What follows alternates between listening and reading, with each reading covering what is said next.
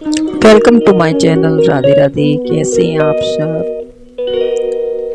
अच्छे ही होंगे आशा करती हूँ। ओम नमः शिवाय। ओम नमः शिवाय। सावन का महीना आने पर हर तरफ ओम नमः शिवाय की ध्वनि सुनाई देती है और शिव पूजा की जाती है।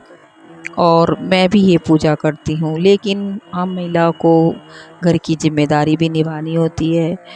तो हम ये जिम्मेदारी कैसे निभाएं और कैसे शिव पूजा करें, यही सब मैं आज इस वीडियो के माध्यम से दिखा रही हूँ। और मैं भी शिव पुराण का पाठ करती हूँ। और यदि आप शिव पुराण से संबंधित कुछ जानकारी चाहते हैं तो मेरी वीडियो को सब्सक्राइब करें और देखिए, क्योंकि सबसे पहले हमें अपने घर की जिम्मेदारी निभानी है। तो उसमें हमें जैसे कि सुबह यदि ऑफिस जाते हैं पतिदेव तो उनके लिए लंच बनाना है, बच्चा स्कूल जाता है तो उसके लिए भी लंच तैयार करके देना होता है। तो इसके लिए आप क्या करें कि रात में ही कुछ तैयारी करके रख ले, जैसे सब्जी है उसे काट कर रख ले, और भी जो कुछ आप बना रही हैं तो उसी की तैयारी आप रात को करके रखें। और सुबह जल्दी उठने का प्रयास करें जिससे कि क्लीनिंग वगैरह कर सकें, आप नहा धो सकें। और यदि मंदिर जा रही हैं तो आप मंदिर की थाली भी पहले ही लगा कर रखें। तो इससे क्या है कि सुबह आपको काम करने में सुविधा होगी। तो मैंने भी ये सब किया है। रात को ही मैंने ये अरबी की सब्ज़ी बना रही हूँ, मैंने रात को ही कट करके फ्रिज में रखी हुई थी और मैं अब इसको छौंक रही हूँ। और इतने मैंने अपनी सब्ज़ी छौंकी वो हो जाएगी, तो इसके लिए मैंने फिर आटा बना लिया और आटा बनाकर अब मैं फटाफट पराठे सेक दूंगी। तो देखिए कितनी जल्दी हमारा काम हो गया। इसे 10 से 20 मिनट भी नहीं लगते। काम हमारा लंच तैयार हो गया। चाहे आप पति के लिए करें या बेटे के लिए या बच्चों के लिए, किसी के लिए भी करें तो लंच रेडी हो जाता है। और इसी समय आप अपने बच्चों को भी रेडी कर सकती हैं।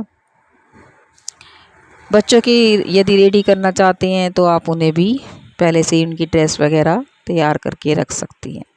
तो अब देखिए मैं मंदिर में आ गई हूँ और मैंने अपनी मंदिर की क्लीनिंग करके ये पूजा कर ली है। क्योंकि बाहर जाने से पहले या आप मंदिर जा रही हैं तो अपने घर में जोत अवश्य ही लगाएं। क्योंकि मैंने मंदिर जाने का नियम लिया है तो मैं मंदिर अवश्य जाऊंगी। तो मैंने ये शिव चालीसा पढ़ी है और शिव पुराण का पाठ लगाया है।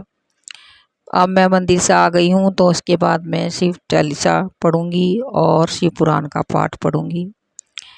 शिव पुराण के में बहुत सारी ऐसी बातें हैं जो कि हमें जाननी चाहिए, क्योंकि हमारे गृहस्थ जीवन से जुड़ी हुई हैं।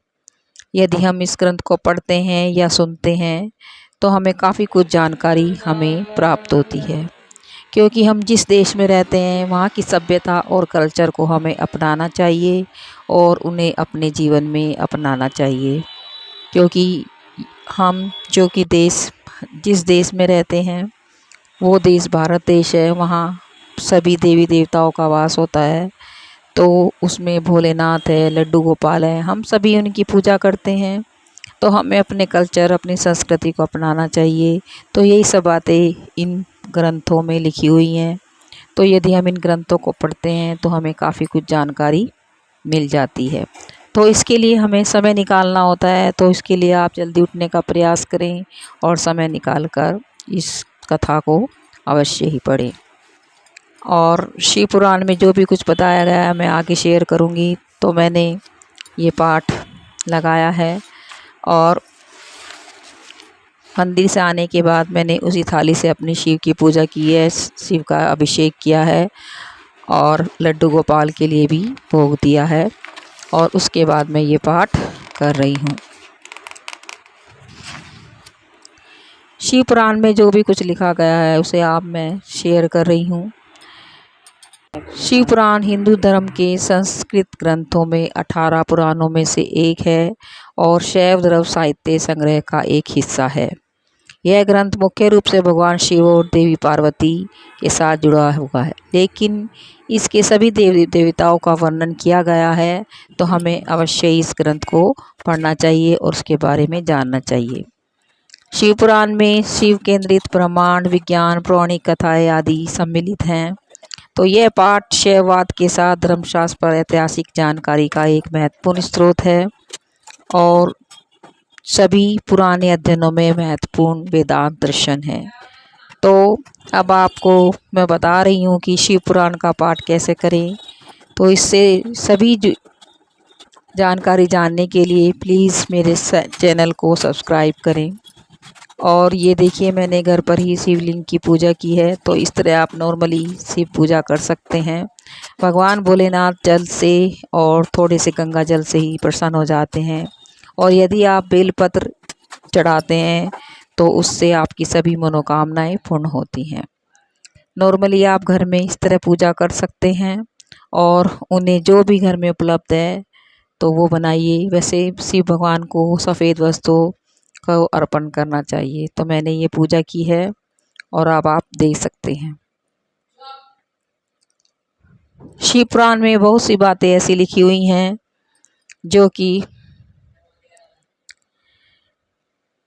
सबसे महत्वपूर्ण है। इसमें भगवान शिव के कल्याणकारी स्वरूप के गुणगान, उनकी पूजा पत्तियों, शिवलिंग और भगवान शिव के निराकार स्वरूप प्रतीक के बारे में और शिवलिंग की उत्पत्ति के बारे में सभी कुछ इनके निर्माण से जुड़ी रहस्यमयी बातों के बारे में और शिवरात्रि के दिन के बारे में, साथ ही घोर कलयुग के बारे में भी बताया गया है। इन सब के अलावा इसमें बहुत सारी शिक्षाप्रद कहानियाँ भी हैं। यदि आप इन सब से जानकारी चाहते हैं, तो यदि आप शिव पुराण से संबंधित और भी जानकारी चाहते हैं, उसमें क्या लिखा है, ये सब जानकारी लेने के लिए आप मेरे चैनल को सब्सक्राइब करें और कमेंट करना